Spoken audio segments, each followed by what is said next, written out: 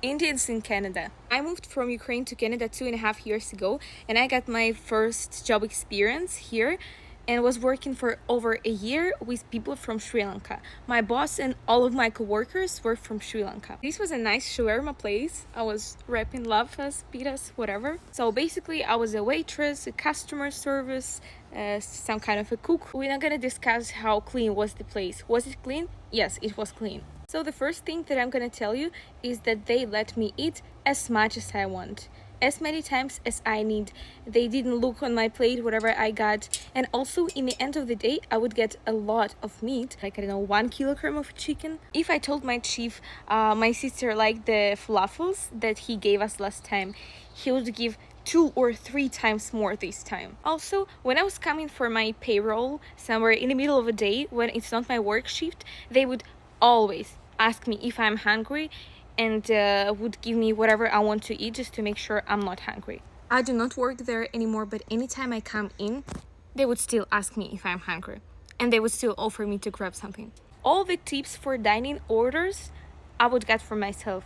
I did not share it with any single one, and I was really surprised when some customers would give me the tips and they would say, keep it for yourself, do not share it with anyone. And I was like, oh, of course, because my boss didn't ask about it. I never ever work or smile or am friendly for tips, but there is a story that I appreciated because it was like a sign of a respect or something like this to me as for an employee. Once my boss invited his friends to visit us and they ate some food and they didn't pay because they are like close friends. And after everything, I should clean the table, and because guests didn't pay like nothing for the food, they did not leave any tips, right? And after this, my boss left some tips from himself to me.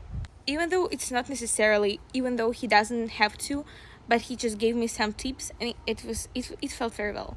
When we had no customers and the restaurant was kind of empty and I was done with all my work, I would feel free to do whatever I want. I would do my homework, I would read in books, I would write in poems, I would sing in karaoke, not too loud, but still so. And also here's another story. Once I was the Lulu by leaving my phone for the whole entire day, right in the middle of a restaurant on a table. And of course it got stolen. When I realized this, I talked to my boss, we checked the cameras, and we got the guys who stole it, we got all the videos, we got all the screenshots, and of course I called the police officer. After an hour or something, he entered, and I asked him, what is the probability of us getting it back? And he said, probably not. And I was like, okay, but there are only 2 high schools in our small town.